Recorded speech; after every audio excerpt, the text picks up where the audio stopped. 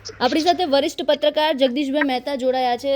Sir, સૌરાષ્ટ્રના મોટાભાગના જિલ્લાઓમાં ખેડૂતો દ્વારા જે વિરોધ ચાલી રહ્યો છે, ખેડૂતો આંદોલન કરી રહ્યા છે. ખાસ સુરેન્દ્રનગરનો કોંઢવાળો જે વિવાદ છે તે તો હજુ હમણાં જ નવો કહી શકાય.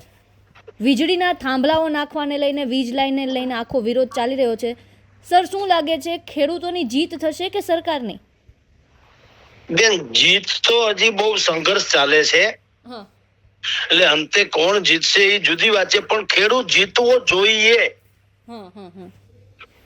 એટલા માટે, કારણ કે એની વાત વાજબી પણ છે અને અત્યારે એની ઉપર થઈ રહ્યું છે બળજબરી પણ છે. જો તમે અમને એમ કહો કે અમે તમને ફેસિલિટી આપવા માંગીએ છીએ, પણ એનો અર્થ એમ નથી કે તમે ધરારી કરો. ધરારી એટલે બળજબરી. તમે મને ગિફ્ટમાં ધારો કે એમ કહો કે ભાઈ હું તમને ફ્રીજ આપું, ઉનાળામાં કામ લાગશે. ફ્રીજ તમે મારા ડ્રોઈંગ રૂમ ના વચ્ચોવચ્ચ તમારે અહીંયા જ ફ્રીજ રાખવાનું, એવું થોડું હોય. તો ક્યાંથી મેળ પડે? એમ આ લોકો જે પાવર ગ્રીડ કંપની છે, આ વીજનું કામ સારી વાત છે કે ભવિષ્યમાં જેમ અત્યારે આપણે ઈરાન અને અમેરિકા, ઇઝરાયલ ને અમેરિકાનું જે યુદ્ધ ચાલે છે, ઈરાન બધાનું, અને આપણે જે પેટ્રોલ ડીઝલ નો ડખો થયો, તો બધાને એમ લાગી ખબર કે ભાઈ જો ઇલેક્ટ્રિક ઉપર આપણે જઈએ તો થોડીક આપણને મુશ્કેલી ઓછી પડે, કારણ કે પેટ્રોલ ડીઝલ ના કુવા આપણા પાસે નથી. પણ સૂરજ આખી દુનિયા પાસે છે, તો સૂર્ય ઉર્જા, સૌર ઉર્જા જેને કહેવાય, એ હોય તો આપણે વીજળી થી વાહનો હલાવીએ તો ઓછી માર પડે ને. ઈ સ્વાભાવિક વાત. ઈ સેન્સમાં પાવર ના આ જે અત્યારે હાઈપર ટેન્શન ની એ લોકો નાખે છે, એમાં કઈ ખોટું નથી, પણ ઈ ભેટ છે કે ભવિષ્યમાં કામ લાગશે. પણ ધરારી છે એ ખોટું. તમારા ખેતરમાં વચ્ચોવચ કે જ્યાં અમને ફાવે ત્યાં થાંભલા નાખી દઈએ, અને એ પણ કહેવાતા કાનૂન અંતર્ગત ખોટી હાવ ઉલ્લુ બનાવવાનું કારખાનું. એની સામે ધબધબાટી ચાલી રહી છે. ખાલી અત્યારે ધાંગધ્રા એટલે કે સુરેન્દ્રનગર જિલ્લાના ધાંગધ્રાના કોંઢ ગામથી માંડીને મોરબી જિલ્લાના જેતપુરથી માંડીને ચારેકોર અત્યારે સળગ્યું છે આ બધું. હવે બધા કેવા ઉલ્લુ બનાવે છે એ એક સમજવા જેવી વાત છે. સરકારે પોતે, કેન્દ્ર સરકારે 2025 એક SOP બનાવી હતી, અને એમાં નક્કી કર્યું હતું કે એક ટર્મિનેશન કમિટી બનાવી આ બધા કામ માટે. ટર્મિનેશન કમિટીનું નામ આપેલું. એમાં ખેડૂતો હોય, કંપની પણ હોય, સરકાર પણ હોય, બધા, અને વેલ્યુઅર હોય, આ બધાના. એ લોકોએ શું કીધું હોય કે ભાઈ તમારે જ્યાં થાંભલાનો રૂટ છે, એ રૂટ કઈ રીતે તમારે નક્કી કરવો. એક તો સૌથી ઓછી નુકસાન જાય ખેતીનું એવો રૂટ પસંદ કરવો, સૌથી ઓછું નુકસાન. કોઈ પણ ત્યાં જમીન સંપાદન કરવી પડે, સંઘર્ષમાં ઉતરવું પડે, બને ત્યાં સુધી ન થાય એવી વધારે કાળજી રાખવી. કારણ કે થાંભલો ગમે ત્યાં ઉભો કરી શકાય. ખેતર એટલું જે બગડવાનું છે, અડધો એકર, એ કઈ ખેતર તમે સાઈડમાં બાજુમાં આપી ન શકો. થાંભલો ઇધર से ઉધર હો सकता है ना. અને બીજું કે તમે એ રૂટ બદલાવો તો ફેર શું પડે, વાયરિંગ જરાક લાંબુ પડે તો જે તે કંપનીને થોડોક અત્યારે નુકસાન જાય, પણ કંપની ક્યાં મફતમાં વેચવાની છે વીજળી. તો થાંભલા એવી રીતે નાખવા જોઈએ કે કોઈ પણ ખેડૂતને બને ત્યાં સુધી વાંધો ન આવે.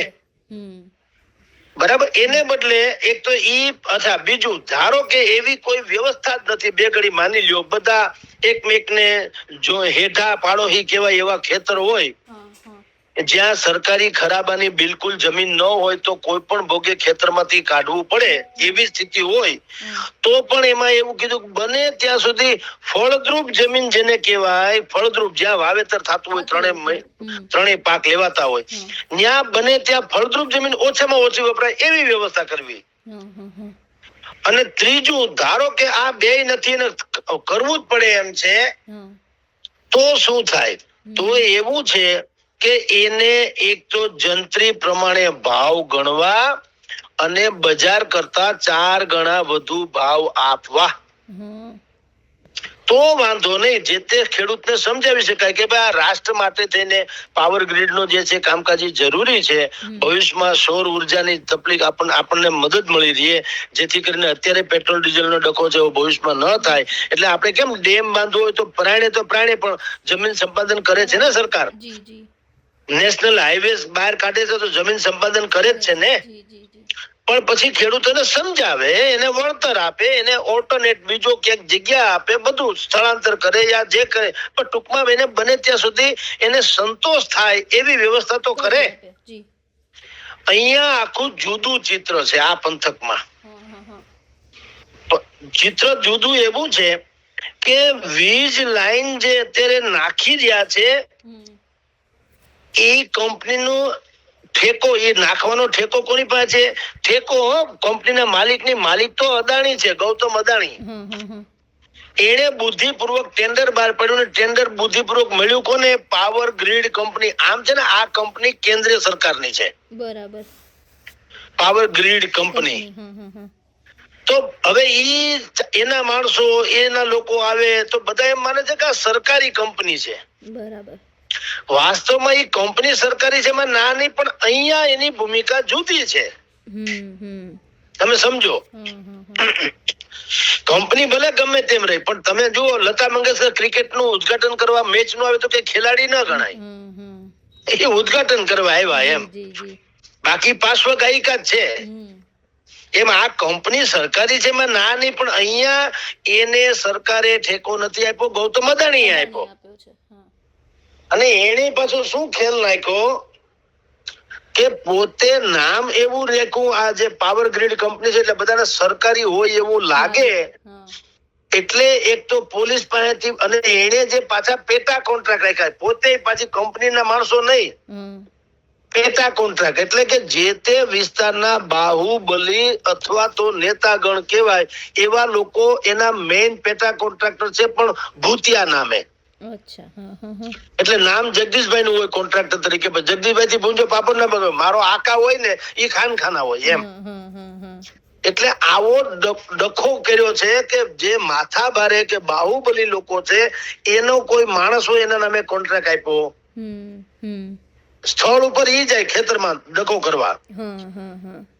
અને પાવર ગ્રીડ કંપની અને ગૌતમ અદાણી કારણ કે તાકાત વાળા છે એટલે એ ન્યાની સ્થાનિક પોલીસ હોય એને ભાડે લે છે, એટલે ઈ પણ પાછી સરકારી પોલીસ નહીં. જુઓ આ બધી બહુ ગડમથલ સમજવા જેવી છે. આ ભાડે લીધેલી પોલીસ છે એટલે એ સરકારી આમ ન ગણાય, એ જે તે કોન્ટ્રાક્ટર ના માણસો ગણાય ને, કારણ કે સરકારી પોલીસ જે હોય એ આખી જુદી, એ કઈ ભાડું તો ન લે. અહીંયા કોઈની સભા હોય ને પોલીસ આવે તો ભાડું થોડું લે. બરાબર. એટલે આ બધી બાબતો જે ન્યા સ્વાભાવિક છે, ખેડૂતોને તો ખબર હોય જ નહીં. એટલે એક તો ઈ પણ ડખો છે, અને બીજું ખેડૂતો એમ કે છે કે ભાઈ તમે અમને વળતર ચૂકવા વગર તમે ધારો ન્યા ખાંભા ખોડી જાવી કઈ રીતે ચાલે? અને પાછું ઉપરથી હેઠે સુધી બધે કૌભાંડ જ કૌભાંડ છે. તમારી જાણ ખાતર આ સુરેન્દ્રનગર પંથકના એક કલેક્ટર હતા, એનું નામ છે રાજેન્દ્ર પટેલ. એને 1500 કરોડ રૂપિયાનું કૌભાંડ કર્યું, કવિ બદનામ થયા ને નોકરીમાંથી આડાવડા થયા. ઈ રાજેન્દ્ર પટેલ ની વાત કરું છું. એને શું કીધું કે આ બધી જમીન છે એ બધી બિન પિયત છે. બોલો. હા, જ્યારે કે 3000 થી 3500 જેટલા ત્યાં, હું વાત કરું છું સુરેન્દ્રનગરના ધાંગધ્રાના કોંઢ ગામની, આવું બધે છે, પણ આ દાખલો આપું એનો આપું છું કે જેને બિન પિયત ચોપડા ઉપર કરીને કલેક્ટર પૈસા કટકટાવી ગયા, એમાં ખરેખર તો 3000 થી 3500 તો વીજ કનેક્શન છે. મોટા ભાગના ખેતરમાં 2 તો બોર છે, નર્મદાની કેનાલ આવે છે. બોલો, તેમ છતાં એને બિન પિયત કરી નાખી. બોલો, હું કામ વળતર ઓછું ચૂકવવું પડે? આ તો જમીન ખરાબાની છે એમ કહીને ફળદ્રુપ નથી. આવો એક ડખો ન્યા ચાલે છે. ઈ ડખાને કારણે ન્યા રીતસર જય જવાન જય કિસાન ને બદલે જંગ જવાન વર્સિસ જંગ કિસાન ચાલી રહ્યું છે. બોલો, મારા મારી ધબધબાટી ચાલે છે. કોઈ ઉપવાસો પર ઉતર્યા છે, કોઈ હવે ટ્રેક્ટર ની રેલી કાઢે છે, કોંગ્રેસ થી માંડીને ત્યાં બીજા બધા વિપક્ષો હાહાકાર મચાવે છે ને. બોલો, એટલે મૂળ વાત એ છે કે સરકારે પોતે જયારે એસઓપી બનાવીને 4 ગણા ભાવ આપવાની વાત કરી, એને બદલે આ લોકો 25% રૂપિયા અત્યારે આપે છે જંત્રીના ભાવે, અને માર્કેટ થી 4 ગણા ને બદલે કઈ આપતા નથી. અને પરાણે થાંભલા ખોડી જાય ને એમ કે છે જો હવે તમે થાંભલો કાઢશો તો અમે તમારી ઉપર સેન્ટ્રલ ઇલેક્ટ્રિસિટી રજીસ્ટ્રેશન કમિશનમાં આમ ને તેમ એ બધી અઘરી વાતો કરે. ફલાણા ઇલેક્ટ્રિસિટી બિલ ના ફલાણા કાયદા અનુસાર કાનૂન. હવે કાયદો 1985 નો છે, બધું બદલી ગયું. એટલે આ બધું પ્રજાને ઉલ્લુ બનાવીને જમીનમાં કાયદેસર થાંભલાખોડી શું કામ ખબર છે? પોતાને ટૂંકો રસ્તો થાય એટલે. નહીતર મને એમ થાય કોકના શેઠે તમે કરો તો વાંધો હું વધીને 5 વાયર વધારવા પડે તમારે 5, 10, 50 મીટર, પણ તમારે ઈ ભલે નહીં વધારવા પડે. આ ખેડૂતોને એટલો બધો નુકસાન જાય, કારણ કે જ્યાં થાંભલો ખોડે એની આસપાસની ટેરેટરીમાં એકાદ વીઘામાં ઈ કાંઈ વાવી ચોવી શકે નહીં. તો ખેડૂતો શું કે છે કે ભાઈ હાલો તમારું સરકારનું છે, તમને વાંધો નથી, પણ તમે એનું વળતર ચૂકો ને. કાં એવી રીતે જેમ મોબાઈલના ટાવર ઉભા કરે તો જે તે કંપની વોડાફોન હોય કે એરટેલ હોય કે કોઈ પણ હોય, ઈ એને શું કરે, દર મહિને એને ભાડું ચૂકવે.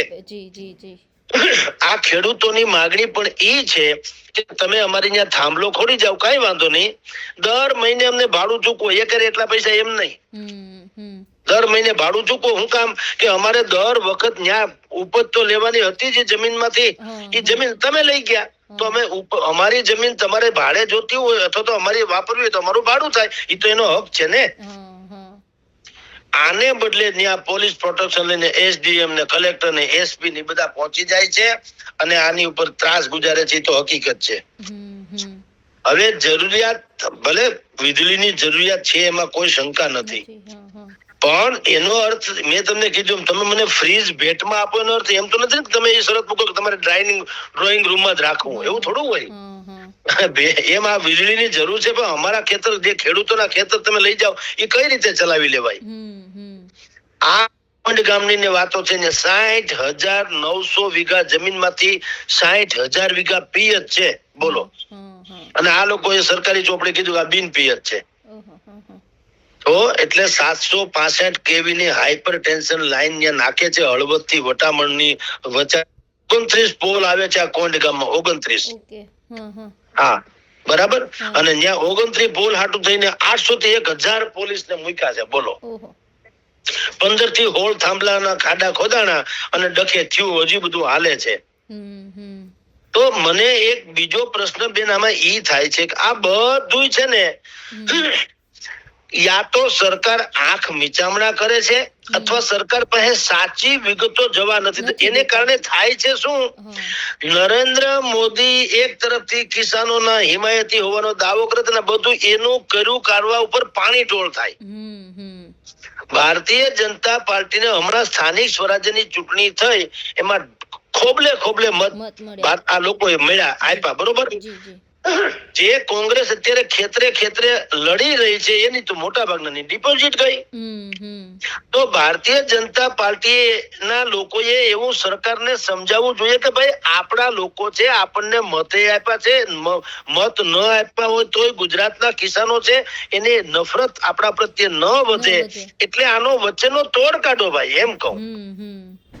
કારણ કે પ્રજા તમને ચાહે છે તો તમને જીતાડ્યા છે ને. હવે તમને જીતાડ્યા પછી એને અફસોસ થાય એવું શું કામ કરો છો? કોઈને ક્યાં ખીચામાંથી દેવું છે? અને અદાણી કંપની કઈ ગરીબ નથી તો એને પણ વળતર આપવામાં કઈ વાંધો ન હોવો જોઈએ. એટલે આ પ્રકારનું કાયદેસરનું આખા સૌરાષ્ટ્રના તમામ સાગર કાંઠાના જેટલા ગામો છે ત્યાં બધે આવું ચાલે છે. એટલે અત્યારે આ તો જો રાજકીય દ્રષ્ટિએ તમે જુઓ તો હાથે કરીને આ લોકો વિરોધ પક્ષને જીવતો કરે છે. અત્યારે પાલભાઈ આંબલિયા કોંગ્રેસ વાળા છે, ધમાલ મચાવે છે, બહુ જ પ્રોટેક્ટ કરે છે, ખેડૂતોના હિમાયતી તરીકે ઉપસી આવ્યા છે. અમસ્તા ખેડૂતોના હિમાયતી તો છે. એમાં અત્યારે એને મોકો છે, તો મોકો કોણ ગુમાવે? તમે વિચાર કરો. એને ઈ વાતને એને ખબર જ છે કે મત તો આપતા નથી ખેડૂતો, પણ અત્યારે એને ઈ વાત જરાય ન કરી કે આપે કે ના આપે, અમારી ફરજ છે ખેડૂતોની હિમાયત. તો કોણ ખેડૂતો હવે એનું મને વિચાર કરો એનું ઋણ અદા કોણ ન કરે? એટલે 2027 વિધાનસભાની ચૂંટણી છે. રાજ્ય સરકારે આમાં સંજ્ઞાનમાં આ વાત લેવી જોઈએ. ભારતીય જનતા પાર્ટીના સુરેન્દ્રનગર થી માંડીને સાગરકાંઠાના જેટલા પણ નેતાઓ, ગામડા તાલુકા તેના નેતાઓ છે, એને સરકારના ધ્યાને આ વાત મૂકવી જોઈએ. મને તો તાજ્જુબ છે કે આ કેમ આવું હાવ શાકમાં કોળું હોયું જાય છે. આટલું મોટું લૂ ફોર્સ કોઈ કાળે ચલાવી ન શકાય. અને સરકારને હું નથી માનતો કે જો ખરા અર્થમાં હકીકતની ખબર પડે તો એ વચલો રસ્તો ન કાઢે એવું હું નથી માનતો. એટલે મતલબ સર આમાં વચેટિયાઓની ભૂમિકા વધારે છે ઈ રીતે આપણે કહી શકીએ. પણ વચેટિયાની તો સ્વાભાવિક ભૂમિકાનું કારણ છે કે એક તો મેઇન માણસ અદાણી એ પાવર ગ્રીડ કંપનીને આપ્યું એટલે હું નામ સરકારી લાગે એટલે ઈ કંપનીએ ઠેકો લીધો, ઈ મફત તો લીધો ન હોય. એને પાછા પેટા કોન્ટ્રાક્ટર ન્યાના બાહુબલીઓને આપ્યા હોય, એ મફતમાં ઓછે લાકડે તો બેળ્યા ન હોય. હવે ઈ તથાકથિત બાહુબલીઓ જે છે ઈ એના માણસોના નામે કોન્ટ્રાક્ટ લે, પોતે તો સાઈડમાં રહે, જાહેરમાં નામ ન આવે. જાહેરમાં આવે જગદીશભાઈ નું નામ પણ હોય એનો આકા પાછા બીજા કોઈ. હવે ઈ બધું જાણીતા બધાને ખબર જ હોય પાછું કે આમાં મૂળ ખરેખર કોણ છે. એટલે એના માણસો આવે, ઈ ધબધબાટી બોલાવે ને પોલીસમાં પણ એની પહોંચ હોય એટલે એસડીએમ આવે ને એસપી આવે ને કલેક્ટરે આવે ને ફલાણા આવે ને પોલીસ પ્રોટેક્શન હજારોની સંખ્યામાં આવે ને લાકડી વાળી થાય ધબધબાટી લાઠીચાર્જ વગેરે વગેરે. હવે આ ખેતરે ધીંગાણા હાલી રહ્યા છે જવાન વર્સિસ કિસાન, એનું સરકારે સંજ્ઞાન લેવું જોઈએ. આ બરાબર નથી. આ નરેન્દ્રભાઈ મોદીએ અથવા તો હર્ષભાઈ સંઘવી કયો કે ભાઈ આપણા ભૂપેન્દ્રભાઈ, આ લોકોએ જે કઈ કર્યું છે એની ઉપર આ તંત્ર વાહકો પાણી ઢોળ કરે છે. આનું કોઈ પણ ભોગે સોલ્યુશન તાત્કાલિક લાવવું જોઈએ. એને ન્યા મીટિંગ કરો, ખેડૂતોને બોલાવો ને તમારી સાચી વાતો તો કોણ ખેડૂત આ નર્મદા યોજના કરી ત્યારે હજારો એકર જમીન ડૂબમાં ગઈ કે નહીં, તો દીધી કે નહીં લોકોએ? જ્યારે સમજાણું ત્યારે દીધું. તો અને અહીંયા હાઈવે, નેશનલ હાઈવે આપણે બહાર પડ્યો અત્યારે, તમે રાજકોટ થી જુનાગઢ કે રાજકોટ થી ઉના તરફનો હાઈવે જે છે નેશનલ હાઈવે, તો વચ્ચે કેટલાયના ખેતરો કપાતમાં ગયા જ છે ને. તો તમે હું બે જોઈ છે, બધા જોઈએ છે, ગયા તો લોકો આપ્યા કરે, એને વળતર આપ્યું ને અત્યારે રોડ થયો બધા એને ભોગવે છે, રોડ માણે છે, એની લાભો લે છે એવી રીતે. પણ આ તો અત્યારે ઉનાળુ વાવેતરમાં અત્યારે માંડવી વાવે છે, તલઈ વાવ્યા છે, આ લોકો તો હિટાચી લઈને ફેરવી નાખે. એટલે 4 પગાળા રોજડાનો ત્રાસ તો હતો, આ તો 2 પગાળા રોજડા આવ્યા. એ તો ખતરનાક કહેવાય. એટલે 26 જિલ્લાઓમાં આ કોન્ટ્રાક્ટરો જે છે એ એન કેન પ્રકારેણ એના છેડા ઉપર સુધી અડે એવા જ કોન્ટ્રાક્ટરો છે. એટલે ખેડૂતોનું કઈ આવવા દેતા નથી અને ધીંગાણે ચડ્યું છે બધું કમઠાણ. આ સરવાળે કયો તો સરકાર માટે પણ આ બહુ ઘાતક નીવડે એવી સંભાવના છે. એટલે સરકારે આમાં ધ્યાન દેવું જોઈએ અને ખેડૂતોને સમજાવવા જોઈએ.